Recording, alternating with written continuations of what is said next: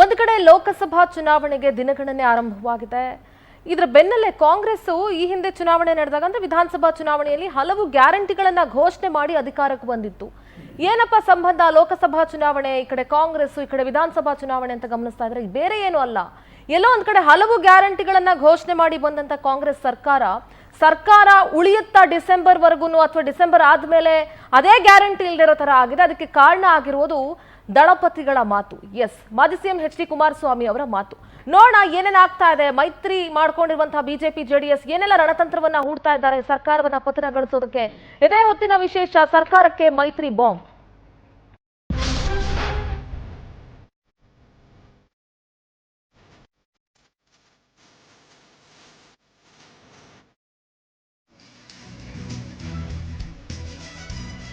ಲೋಕಸಭೆ election ಬಳಿಕ ಕಾಂಗ್ರೆಸ್ ಸರ್ಕಾರ ಪತನ. ಡಿಸೆಂಬರ್ ವೇಳೆಗೆ ಸರ್ಕಾರ ಪತನ ಆಗೋದು ಪಕ್ಕ. ಮಂಡ್ಯದಲ್ಲಿ ಕುಮಾರಸ್ವಾಮಿ ಸರ್ಕಾರಕ್ಕೆ ಟೈಮ್ ಬಾಂಬ್ ಇಟ್ಟಿದ್ದಾರೆ. ಮಂಡ್ಯದ ಲೋಕಸಭಾ ಅಭ್ಯರ್ಥಿಯಾಗಿ ಅಧಿಕೃತಗೊಂಡ ಮೇಲೆ ಇವತ್ತು ಮಂಡ್ಯಗೆ ಅವರು ವಿಸಿಟ್ ಅನ್ನ ಕೊಟ್ಟಿದ್ರು. ಅಲ್ಲಿ ಸಮನ್ವಯ ಸಭೆಯನ್ನ ನಡೆಸಿದ್ರು. ಆ ಸಂದರ್ಭದಲ್ಲಿ ಡಿಸೆಂಬರ್ ವೇಳೆಗೆ ಸರ್ಕಾರ ಪತನ ಆಗುತ್ತೆ ಅಂತ ಹೇಳಿದ್ದಾರೆ. ಮೈತ್ರಿ ಪಡೆಯ ಸಭೆಯಲ್ಲಿ ಸರ್ಕಾರದ ವಿರುದ್ಧ ಕುಮಾರಸ್ವಾಮಿ ವಾಗ್ದಾಳಿ ನಡೆಸಿದ್ರು. ಜೊತೆಗೆ ಡಿಸೆಂಬರ್ ವೇಳೆಗೆ ಸರ್ಕಾರ ಪತನ ಆಗೋದು ಪಕ್ಕ ಅಂತ ಸ್ಫೋಟಕ ಹೇಳಿಕೆಯನ್ನ ನೀಡಿದ್ದಾರೆ. ಜ್ಯೋತಿಷ್ಯಕಾರನಾಗಿ ಹೇಳ್ತಾ ಇಲ್ಲ, ಸರ್ಕಾರ 100% ಬೀಳುತ್ತೆ. ಕಾಂಗ್ರೆಸ್ ನಾಯಕರೇ ಸರ್ಕಾರ ಪತನಕ್ಕೆ ಕಾರಣ ಆಗ್ತಾರೆ. ಮತ್ತೊಮ್ಮೆ ಮೈತ್ರಿ ಸರ್ಕಾರದ ಸುಳಿವನ್ನ ಕೊಟ್ಟಿದ್ದಾರೆ ಮಾಜಿ ಸಿಎಂ ಎಚ್.ಡಿ. ಕುಮಾರಸ್ವಾಮಿ. ಹಾಗಾದ್ರೆ ಮಂಡ್ಯದಲ್ಲಿ ನಡೆದಂತಹ ಇಂದಿನ ಸಭೆಯಲ್ಲಿ ಕುಮಾರಸ್ವಾಮಿ ಅವರು ಏನ್ ಹೇಳಿದ್ರು ಒಂದ್ಸಲಿ ಕೇಳಿಸ್ಕೊಳ್ಳೋಣ. ಚುನಾವಣೆಯ ನಂತರ ನಾನೇನು ಜ್ಯೋತಿಷಗಾರನಲ್ಲ, ಆದರೆ ಅನಿವಾರ್ಯವಾಗಿ ಕರ್ನಾಟಕ ರಾಜ್ಯದಲ್ಲಿ ಮುಂದಿನ ಒಂದು ವರ್ಷದ ಒಳಗೆ ನಾನು ಡಿಸೆಂಬರ್ ತಿಂಗಳು ಡೆಡ್ ಲೈನ್ ಕೊಡ್ತೇನೆ. ಡಿಸೆಂಬರ್ ತಿಂಗಳೊಳಗೆ ನಾವು ತೆಗಿಬೇಕಾಗಿಲ್ಲ ಸರ್ಕಾರನ.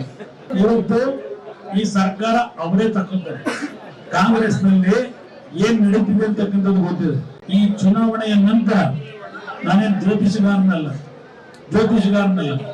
ಆದರೆ ಅನಿವಾರ್ಯವಾಗಿ ಕರ್ನಾಟಕ ರಾಜ್ಯದಲ್ಲಿ ಮುಂದಿನ ಒಂದು ವರ್ಷದ ಒಳಗೆ ನಾನು ಡಿಸೆಂಬರ್ ತಿಂಗಳು ಡೆಡ್ ಲೈನ್ ಕೊಡ್ತೇನೆ.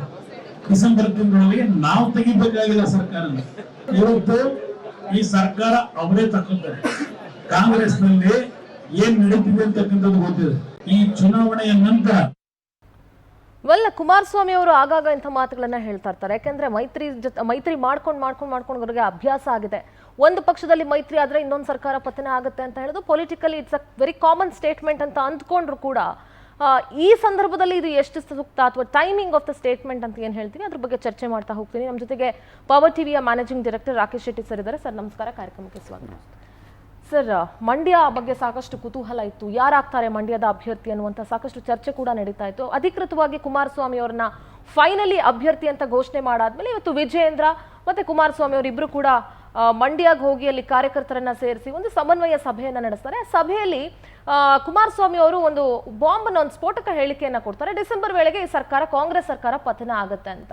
ಸೊ ಈ ಹಿಂದೆ ಲೋಕಸಭಾ ಚುನಾವಣೆ ನಡೆಯುವಾಗ ಜೆಡಿಎಸ್ ಕಾಂಗ್ರೆಸ್ ಜೊತೆ ಮೈತ್ರಿ ಇತ್ತು, ಈ ಬಾರಿ ಬಿಜೆಪಿ ಜೊತೆ ಮೈತ್ರಿ ಆಗಿದ್ದಾರೆ. ಈ ಸ್ಟೇಟ್ಮೆಂಟ್ ಸೊ ಎರಡು ಟೈಮಿಂಗ್ ಅನ್ನ ಗಮನಿಸಿದಾಗ ಅಥವಾ ಇದರ ಒಳ ವಿಚಾರಗಳನ್ನ ಗಮನಿಸಿದಾಗ ಜೊತೆಗೆ ಅವರು ಇನ್ನೊಂದು ಹೇಳ್ತಾರೆ, ನಾವು ಆ ಸರ್ಕಾರವನ್ನ ತೆಗಿಬೇಕಾಗಿಲ್ಲ, ಅವರೇ ಆ ಸರ್ಕಾರವನ್ನ ಪತನಗೊಳಿಸ್ಕೊಳ್ತಾರೆ ಅಂತ. ಏನ್ ಹೇಳ್ತಾರೆ ಸರ್? ಸಿಂಧೂರ, ಇಲ್ಲಿ ವೆರಿ ಕ್ಲಿಯರ್. ರಾಜಕೀಯದಲ್ಲಿ ಈಗ ಭಾರತ ದೇಶದಲ್ಲಿ ನಮ್ಮ ನಡೀತಾ ಇರುವ ರಾಜಕೀಯ ವಿಪ್ಲವಗಳನ್ನು ನೀವು ನೋಡಿದರೆ, ರಾಜಕೀಯ ಸಿಚುವೇಶನ್ಗಳನ್ನು ನೀವು ನೋಡಿದರೆ ಒಂದು ನಿರ್ಧಾರಕ್ಕೆ ನಾವು ಬರ್ಬೋದು. ಮತದಾರನಾದ ಸಾಮಾನ್ಯ ಪ್ರಜೆನ ಒಂದು ನಿರ್ಧಾರಕ್ಕೆ ಬರ್ಬೋದು. ರಾಜಕೀಯದಲ್ಲಿ ಏನು ಬೇಕಾದರೂ, ಎಲ್ಲಿ ಬೇಕಾದರೂ, ಹೇಗೆ ಬೇಕಾದರೂ, ಯಾವತ್ತು ಬೇಕಾದರೂ ಆಗ್ಬೋದು. There is no doubt. Elected government ಎಷ್ಟು ದಿನ ಇರುತ್ತೆ ಅಂತ ಎಲೆಕ್ಟ್ ಮಾಡಿದವರಿಗೂ ಗೊತ್ತಿಲ್ಲ, ಎಲೆಕ್ಟ್ ಮಾಡ್ಕೊಂಡು ಹೋದವರಿಗೂ ಗೊತ್ತಿಲ್ಲ. ಇವತ್ತು ಯುವ ಪಾರ್ಟಿಯಲ್ಲಿ ಈಗ ಕುಮಾರಸ್ವಾಮಿ ಅವರ statements, how much why this, ಈ ಸ್ಟೇಟ್ಮೆಂಟು ಕುಮಾರಸ್ವಾಮಿಯವರು ಇವತ್ತು ಯಾಕೆ ಮಾಡಿದ್ದಾರೆ. ಒಂದು, ಕುಮಾರಸ್ವಾಮಿಯವರ ಇದೇ ರೀತಿಯ ಹಿಂದುಗಡೆಯ ಸ್ಟೇಟ್ಮೆಂಟ್ಗಳು ಎಷ್ಟಿದ್ದಾವೆ ಮತ್ತು ಈ ರೀತಿಯ ರಾಜಕೀಯ ಸ್ಟೇಟ್ಮೆಂಟ್ಗಳು ಎಷ್ಟು ಸೀರಿಯಸ್ ಆಗಿ ಜನಗಳು ತಗೊಳ್ತಾರೆ, ಯಾಕಾಗಿ ತಗೊಳ್ಬಹುದು. ಅದರ ಮೇಲೆ ಕುಮಾರಸ್ವಾಮಿ ಅವರಿಗೆ ಗವರ್ಮೆಂಟು ಬೀಳಿಸುವುದು, ಗವರ್ಮೆಂಟು ಅದರ ಎಕ್ಸ್ಪೀರಿಯನ್ಸು ಸ್ವತಃ ಅವರಿಗೇನೆ ಆಗಿದೆ. ಅವ್ರದ್ದು ಕಾಂಬಿನೇಷನ್ ಗವರ್ಮೆಂಟ್ ಏನಿತ್ತು, ಕಂಬೈನ್ಡ್ ಆಗಿ ಕಾಂಗ್ರೆಸ್ ಮತ್ತು ಇವರನ್ನೇ ಕಡಿಮೆ ಸಂಖ್ಯೆಯಲ್ಲಿ ಇವರ ಶಾಸಕರಿದ್ದರು, ಇವರನ್ನೇ ಮುಖ್ಯಮಂತ್ರಿ ಮಾಡಿದ್ರು. 17 ಜನ ಶಾಸಕರು ಇವರ ಗೌರ್ಮೆಂಟಿಂದ ಹೊರಗಡೆ ಹೋಗಿ ಬಿ ಜೆ ಪಿಯಿಂದ ಆರಿಸಿ ಬಂದು ಬಿ ಜೆ ಪಿಯನ್ನು ಮಾಡ್ತಾರೆ. ಆಗ ಕುಮಾರಸ್ವಾಮಿ ಅವರು ಹೇಳ್ತಾರೆ, ಅವರು ನಮಗೆ ಬೆನ್ನಿಗೆ ಚೂರಿ ಹಾಕಿದ್ರು, ವಿಶ್ವಾಸ ದ್ರೋಹ ಮಾಡಿದರು, ಕಾಂಗ್ರೆಸ್ ಅವರೇ ಒಳಗಡೆ ಇದ್ದುಕೊಂಡು ನನಗೆ ವಿಶ್ವಾಸ ದ್ರೋಹ ಮಾಡಿದರು. ನೀವು ನೋಡಿದರೆ ಯಡಿಯೂರಪ್ಪನವರು ಒಂದು ಟೈಮ್ ಹೇಳ್ತಾಯಿದ್ರು, ಮಾತಿಗೆ ತಪ್ಪಿದ ಕುಮಾರಸ್ವಾಮಿಯವರು ಅಂತ ಹೇಳ್ತಾಯಿದ್ರು. ಅದೇ ರೀತಿ ಯಡಿಯೂರಪ್ಪನವರ ಬಗ್ಗೆ ಎಚ್ ಡಿ ಕೆ ಅವರು ಯಾವ್ಯಾವ ರೀತಿಯ ಸ್ಟೇಟ್ಮೆಂಟ್ಗಳನ್ನು ಮಾಡಿದ್ದಾರೆ, ಅಥವಾ ಕಳೆದ ಲಾಸ್ಟ್ ಎಲೆಕ್ಷನಲ್ಲಿ ಮೋದಿ ಬಗ್ಗೆನೇ ಎಚ್ ಡಿ ಕೆ ಅವರು ಯಾವ ರೀತಿಯ ಸ್ಟೇಟ್ಮೆಂಟ್ಗಳನ್ನು ಕೊಟ್ಟಿದ್ದಾರೆ. ಎಲ್ಲೋ ಒಂದು ಸ್ಟೇಟ್ಮೆಂಟ್ ಅವರು ಎಷ್ಟು ಸ್ಟ್ರಾಂಗ್ ಆಗಿ ಮೋದಿ ಬಗ್ಗೆ ಕೊಡ್ತಾರೆ ಅಂದರೆ, ಅವರು ಶ್ರೀಲಂಕಾ ಮತ್ತು ಭಾರತ ದೇಶವನ್ನು ಕಂಪೇರ್ ಮಾಡ್ತಾರೆ. ಶ್ರೀಲಂಕಾದಲ್ಲಿ ಜನಗಳು ಈಗ ಯಾವ ರೀತಿಯಾಗಿ ಅಟ್ಟಾಡಿಸ್ಕೊಂಡು ಎಂ ಪಿಗಳನ್ನು ಹೊಡಿತಾ ಇದ್ದಾರೋ, ಅದೇ ರೀತಿ ಒಂದು ದಿನ ಮೋದಿಯವರನ್ನು ಅಟ್ಟಾಡಿಸ್ಕೊಂಡು ಹೊಡಿಬೋದು ಅನ್ನುವ ಸ್ಟೇಟ್ಮೆಂಟು ಎಚ್ ಡಿ ಕೆ ಅವರು ಕೊಡ್ತಾರೆ. ಬಟ್ ಈಗ ರಾಜಕೀಯ ಸಿಟ್ಯುವೇಷನ್ಗಳು ಫಾರ್ಮುಲಾ ಚೇಂಜ್ ಆಗಿದೆ. ಈಗ JDS ಮತ್ತು BJP ಅವರು ಒಂದಾಗಿದ್ದಾರೆ. ಕಾಂಗ್ರೆಸ್ ಅವರ ವಿರೋಧಿ ಬಣದಲ್ಲಿ ಗುರುತಿಸಿಕೊಂಡಿದೆ. ಅದೇ ಕುಮಾರಸ್ವಾಮಿ ಅವರು ಇವತ್ತು ಡಿಫರೆಂಟ್ ಸ್ಟೇಟ್ಮೆಂಟ್ಗಳನ್ನು ಕೊಡ್ತಾರೆ. ನಂಬರ್ 1, ಈ ಗವರ್ಮೆಂಟ್ ಮೆಜಾರಿಟಿಯಿಂದ ಬಂದ ಮೇಲೆ ಏನೆಲ್ಲ ಸ್ಟೇಟ್ಮೆಂಟ್ ಕುಮಾರಸ್ವಾಮಿ ಅವರು ಕೊಟ್ಟರು. ಇದು ಮೊದಲ ಸಲ ಕುಮಾರಸ್ವಾಮಿ ಅವರು ಈ ಸ್ಟೇಟ್ಮೆಂಟ್ಗಳನ್ನು ಕೊಟ್ಟಿಲ್ಲ. ಅವರು ಸಂಕ್ರಾಂತಿ ಆದ ಮೇಲೆ ಸಂಕ್ರಮಣ ಸ್ಟಾರ್ಟ್ ಆಗುತ್ತೆ, ಕರ್ನಾಟಕದಲ್ಲಿ ಸಂಕ್ರಮಣದ ಉದಯ ಆಗುತ್ತೆ ಅಂತ ಹೇಳಿದರು. ಬಟ್ ಇವತ್ತೇನಕ್ಕೆ ಕೊಟ್ಟಿದ್ದಾರೆ ಕುಮಾರಸ್ವಾಮಿ ಅವರು? ಕುಮಾರಸ್ವಾಮಿ ಅವರಿಗೆ ಮಂಡ್ಯ ಎಲೆಕ್ಷನ್ ನಿಖಿಲ್ ನಿಂತಾಗ ಒಂದು ಟೈಪ್ ಆಫ್ ಅವರಿಗೆ ಪ್ರೆಷರ್ ಇತ್ತು, ತನ್ನ ಮಗನನ್ನು MP ಆಗಿ ಸುಮಲತನ ಎದುರುಗಡೆ ವಿನ್ ಮಾಡಿ ಬರಬೇಕು ಅಂತ ಹೇಳಿದ್ರು. ಆಗ ಮುಖ್ಯಮಂತ್ರಿ ಕೂಡ ಆಗಿದ್ರು. ಅದರಲ್ಲಿ ಅವರು ಸೋತಿದ್ರು. ಈಗ ಸ್ಟ್ರಾಂಗ್ ಹೋಲ್ಡ್ JDS ಅಂತ ಏನಾದರೂ ಇರುವುದಾದರೆ ಅದು ಮಂಡ್ಯ. ಅದರಲ್ಲಿ ಅವರು ಈ ಸಲ ಹೆಚ್ಚಿನ MLAಗಳನ್ನು ಕಾಂಗ್ರೆಸ್ ಅವರು ಗೆದ್ದುಕೊಂಡಿದ್ದಾರೆ, ಕುಮಾರಸ್ವಾಮಿ ಅವರು ಸೋತಿದ್ದಾರೆ. ಈಗ ಕುಮಾರಸ್ವಾಮಿ ಅವರ ಈ ಸಲದ ಎಲೆಕ್ಷನ್ ಏನಿದೆ, ನಾವೆಲ್ಲ ಹೇಳ್ತಾ ಇದೀವಿ ಕುತೂಹಲ ಇತ್ತು ನಮಗೆಲ್ಲರಿಗೆ. ದೇರ್ ಇಸ್ ನೋ ಕುತೂಹಲ. ಅವರು ಕುತೂಹಲ ಕುಮಾರಸ್ವಾಮಿ ಅವರು ಕ್ರಿಯೇಟ್ ಮಾಡಿದ್ರು ಅಷ್ಟೇ. It is everybody knows that Kumaraswamy ಅವರೇ ಈ ಸಲ ಮಂಡ್ಯದಲ್ಲಿ ನಿಂತ್ಕೊಳ್ತಾರೆ. ಕುಮಾರಸ್ವಾಮಿ ಅವರು there is no other contestant. ಪುಟ್ಟರಾಜುನು ಇಲ್ಲ, ನಿಖಿಲ್ ಕುಮಾರಸ್ವಾಮಿನೂ ಇಲ್ಲ, ಅಥವಾ ಸುಮಲತನೂ ಇಲ್ಲ. ಇದು ಬಹಿರಂಗವಾದ ಸತ್ಯ ಇತ್ತು. ಆದರೆ ಕುಮಾರಸ್ವಾಮಿ ಅವರು ರಾಜಕೀಯ ಚಾಣಾಕ್ಷ. ಅದನ್ನು ಅವರು ಕ್ಯೂರಿಯಾಸಿಟಿ ಇಟ್ಟು ಯಾರು ಅಂತ ನಾವು ಕಾದು ಪಬ್ಲಿಸಿಟಿ ಕೊಟ್ಟು ಕುಮಾರಸ್ವಾಮಿ ಅವರು 11 ಗಂಟೆಗೆ ಬಂದು ಹೇಳ್ತಾರೆ, ಇನ್ನು 5 ಗಂಟೆಗೆ ಡಿಕ್ಲೇರ್ ಆಗುತ್ತೆ. ನನಗೆ ಅದರ ಮಧ್ಯೆ ಅವರಿಗೆ ಆರೋಗ್ಯ ಏರುಪೇರಾಗುತ್ತೆ, ಅವರು ಚಿಕಿತ್ಸೆ ಇದು ಮಾಡ್ಕೊಂಡು ಬರ್ತಾರೆ.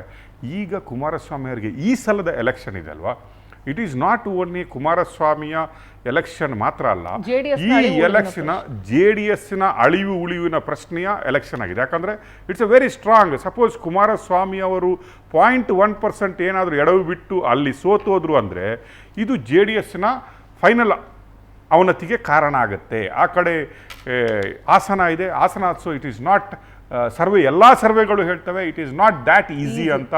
ಈಗ ಕಾಂಗ್ರೆಸ್ ಇವತ್ತು ಸಿದ್ದರಾಮಯ್ಯ ಅವರು ತನ್ನ ಚಾಣಾಕ್ಷ ನೀತಿಯನ್ನು ಉಪಯೋಗಿಸ್ಬಿಟ್ಟು ಕರೆಕ್ಟ್ ಲಾಸ್ಟ್ಗೆ ಒಂದು ಫಾರ್ಮುಲಕ್ಕೆ ತಗೊಂಡು ಬರ್ತಾರೆ Siddaramaiah still proves today in Congress that I can still finalise, I am having A hold.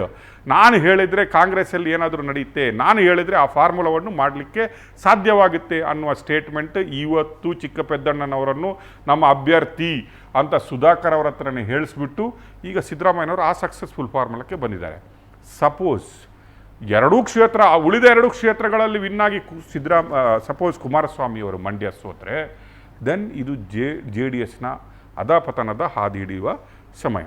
ಅದಕ್ಕಾಗಿ ಕುಮಾರಸ್ವಾಮಿ ಅವರು hook and crook this time he has to win. ಅವರ ಯಾವ ಬತ್ತಳಿಕೆಯಲ್ಲಿರುವ ಎಷ್ಟು ರಾಜನೀತಿಯ ಬಾಣಗಳಿದೆ ಅದನ್ನು ಅವರು ಮಂಡ್ಯದಲ್ಲಿ ಪ್ರಯೋಗಿಸಲೇಬೇಕು. ಈಗ ಫಸ್ಟ್ ಬಾಂಬ್ ಯಾಕೆ ಹಾಕಿದ್ದಾರೆ ಅಂತ ಹೇಳಿದರೆ ಅವರು ಯಾವುದೇ ಒಂದು ಗವರ್ಮೆಂಟ್ ಇರುವಾಗ ಸಪೋಸ್ ಕಾಂಗ್ರೆಸ್ ಇಸ್ ನ 136 ಪ್ಲಸ್ ಇಬ್ಬರು ಆಲ್ಮೋಸ್ಟ್ BJPಯಿಂದ ಅಲ್ಲಿಗೆ ವೋಟ್ ಹಾಕಿದವರಿದ್ದಾರೆ 138. ಈಗ ಜನಾರ್ದನ್ ರೆಡ್ಡಿ ಒಂದು ಬಿಟ್ಟರೆ ಇನ್ನೊಂದು ಪಕ್ಷೇತರರು ಟೋಟಲ್ 139 ಸ್ಟ್ರೆಂತ್ ಇದ್ದಂಗೆ ಇವತ್ತು ವಿಧಾನಸಭೆಯಲ್ಲಿ ಕಾಂಗ್ರೆಸ್ ಇದೆ. ಇಂಥ ಟೈಮಲ್ಲಿ ಸಾಮಾನ್ಯ ಜನ ಏನು ಹೇಳ್ತಾರೆ ಅಂದರೆ, ನಮ್ಮಲ್ಲಿ ಕಾಂಗ್ರೆಸ್ ಇರುವುದರಿಂದ ನಾವು ಕಾಂಗ್ರೆಸ್ಗೆ ವೋಟ್ ಹಾಕಿ ವಿನ್ ಮಾಡಿದರೆ ನಮಗೆ ಇನ್ನೂ ಹೆಚ್ಚಿನ ಅನುದಾನಗಳು ಬರ್ಬೋದು, ನಾವು ಹೌದು ಇನ್ನು ಫ್ರೀ ಬೀಸ್ ಸಿಗ್ಬೋದು, ಇನ್ನೂ ಹೆಚ್ಚಿನ ಅನುದಾನಗಳು ನಮಗೆ ಬರ್ಬೋದು. ಗೌರ್ಮೆಂಟ್ ಸಿದ್ದರಾಮಯ್ಯನವ್ರದ್ದಿದೆ, ಗೌರ್ಮೆಂಟ್ DK ಶಿವಕುಮಾರ್ ಅವ್ರದ್ದಿದೆ, ಗೌರ್ಮೆಂಟ್ ನಮಗೆ ಈಗ ನೋಡಿದರೆ ಒಂದು ಕಡೆ ಕುರುಬರಿದ್ದಾರೆ, ಒಂದು ಕಡೆ ಒಕ್ಕಲಿಗರಿದ್ದಾರೆ. ಈಗ ನೀವು if you say Mandya it's ಒಕ್ಕಲಿಗರ ಪ್ರಾಬಲ್ಯ ಇರುವಂತಹ ಒಂದು ಕ್ಷೇತ್ರ. ಹಾಗಾಗಿ ಡಿ ಸಿ ಎಂ ಆದಂತಹ ರಾಜ್ಯಾಧ್ಯಕ್ಷರಾದಂತಹ ಶಿವಕುಮಾರ್ ಅವರಿದ್ದಾರೆ. ಒಂದು ಕಡೆ ಒಕ್ಕಲಿಗರಲ್ಲಿದೆ.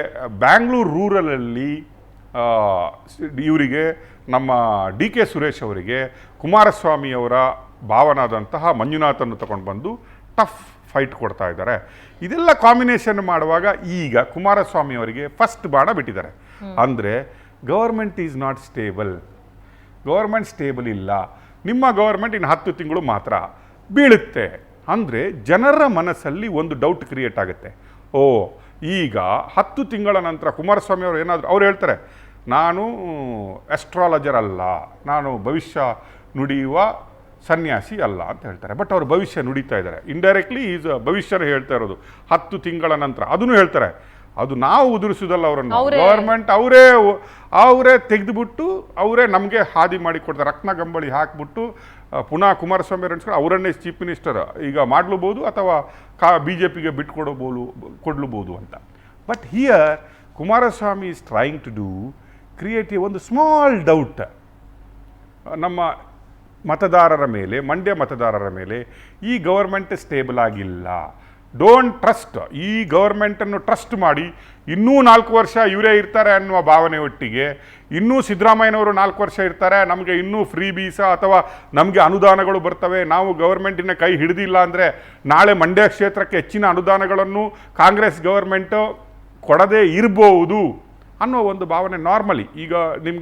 ಈಗ ಮೋದಿ ಅವರಿಗೆ ಒಂದು ಪ್ಲಸ್ ಇದೆ, ಏನಂತ ಹೇಳಿದ್ರೆ ಬಂದೇ ಬರ್ತಾರೆ 2024ಗೆ ಮೋದಿ ಬಂದೇ ಬರ್ತಾರೆ ಅಂತ. ಈಗ ನಾರ್ಮಲಿ ವೋಟರ್ಸ್ ಹೋಗುವಾಗ ಅಯ್ಯೋ ಅವರೇ ಬರೋದು, ನನ್ನದೊಂದು ಓಟು ಹಾಳಾಗೋದೇನಕ್ಕೆ, ಅವರಿಗೆ ಹಾಕುವ.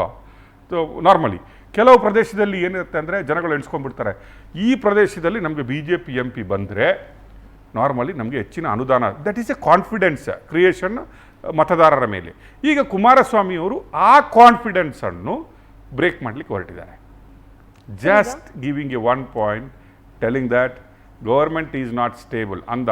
ಈಗ ಮತದಾರರಿಗೆ ಏನೋ ಡೌಟ್ ಇದೆ, BJP ಅವರು ವಾಪಸ್ ಬಂದರೆ, ಆ ಕಡೆ ಮೋದಿಯವರು ಬಂದರೆ, ಈ ಕಡೆ BJP ಬಂದರೆ, ನಾವು ಕುಮಾರಸ್ವಾಮಿಗೆ ಓಟ್ ಹಾಕಿದರೆ ಮಂಡ್ಯ ಇನ್ನೂ ಡೆವಲಪ್ ಆಗಬಹುದು ಅನ್ನುವ ಕಾನ್ಫಿಡೆನ್ಸು ಕ್ರಿಯೇಟ್ ಮಾಡಲಿಕ್ಕಾಗಿ ಈ ಭವಿಷ್ಯವನ್ನು ಇವತ್ತು ಕುಮಾರಸ್ವಾಮಿ ಅವರು ನೋಡಿದ್ದಾರೆ.